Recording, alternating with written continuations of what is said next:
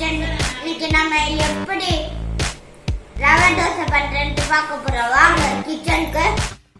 நம்ம இன்னைக்கு கிச்சனுக்கு வந்தாச்சு. ரவை தோசை செய்யறதுக்கு என்ன பொருட்கள்னு பார்க்க போறோம். வாங்க.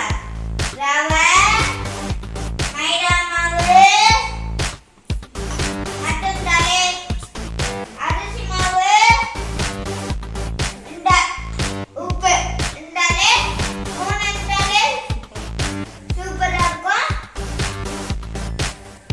இப்ப ஒரு தட்டில ரவை போட்டாச்சு.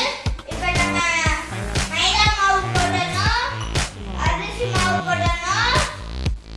நம்ம இப்ப தண்ணி ஊத்த போறோம். 4 டம்ளர் தண்ணி.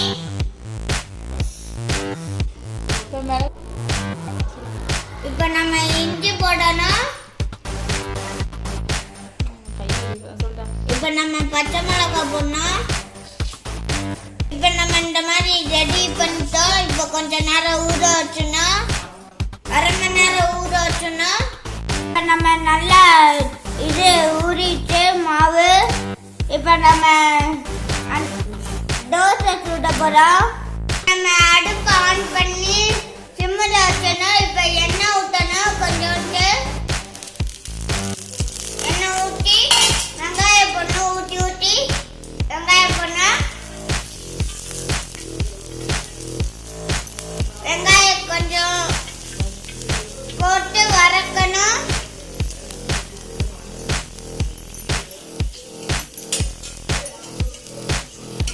இப்ப நல்லா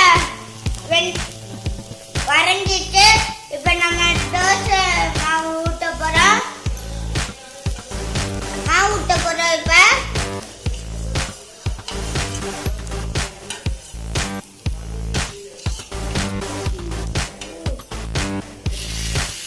இப்ப மாவு ஊற்றியாச்சு.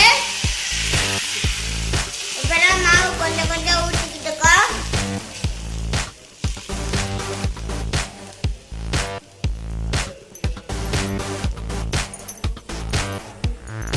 இப்ப ஊற்றினக்கு அப்புறமா கொஞ்சம் வேகணும்.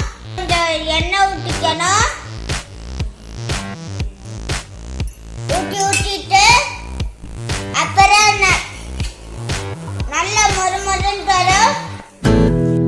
நல்லா வந்ததுக்கு அப்புறமா திருப்பி போடணும். திருப்பி போட்டாச்சு. இப்ப